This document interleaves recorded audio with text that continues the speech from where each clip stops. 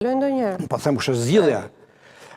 Është futur brenda transparenca financiare, sepse thelbi i dominimit të partisë është kontrolli mbi financat.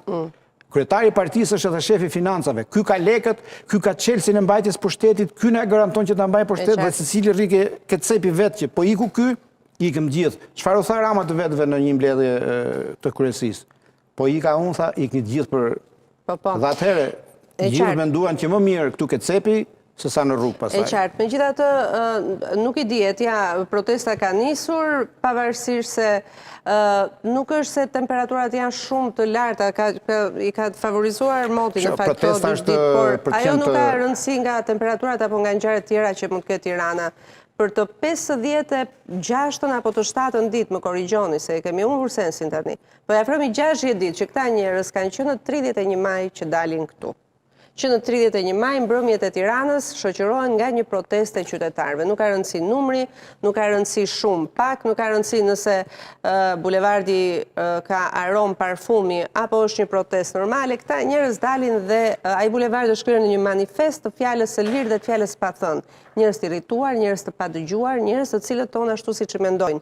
Nuk kanë pse të kenë as artikulim akademik, nuk kanë as pse të kenë doktoratur për të folur në protest, duan të flasin dhe flasin bulevardisht të tyre. Në atë protestë... Por vazhdon, ja ku jemi, dita e 58 njerëzit grumbullohen, pas pak do të nisin edhe marshimin e tyre drejt kryeministrisë.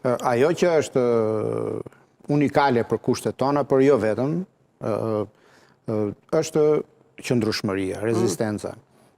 Padyshim, askush nuk mendonte që ka patur disa pika kulmore, protesta që njëherë në 2-3 javë mblidheshin nga emigracioni qytetar këtu nga gjithë Shqipëria. Zakonisht bëj shumë 2-3 protesta janë bërë shumë masive. Mund të mendonte që ai masivitet do të ishte i përditshëm.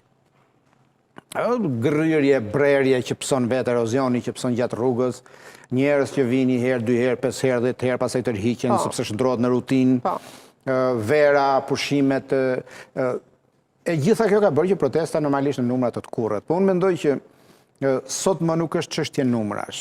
Protesta është ndruar sot një aktor politik dhe për aq kohë sa njerëzit të jenë në atë shesh, edhe pak do vazhdohet të flitet për protest, do vazhdohet të flitet për këtë alternativë, do vazhdohet të frymëzohet ky reagim qytetar përmes rrjeteve sociale, do vazhdohet të diskutohet për protestën, pra ajo do jetë agjendë e ditës. Agjendë e ditës, mendon që mund të jetë një faktor që vërtet mund të çojë në largimin mund ta çojë vendin në zgjedhje?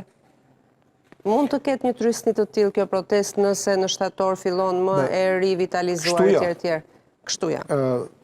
Tani duhet të kuptojmë apo do të dajmë disa gjëra. Çfarë mund ta detyrojë një qeveri të japi dorëheqjen? Unë besoj që kjo protestë ka bërë mjaftueshëm që qeveria të dorëhiqej. Dhe ajo që u bë mjaftueshëm ishte zhvlerësimi moral i qeverisjes. Nga ana kushtetuese, qeveria vazhdon të jetë e fortë me 84 mandate, e palëkundur. Por nga ana morale, qeveria ka humbur. E qartë.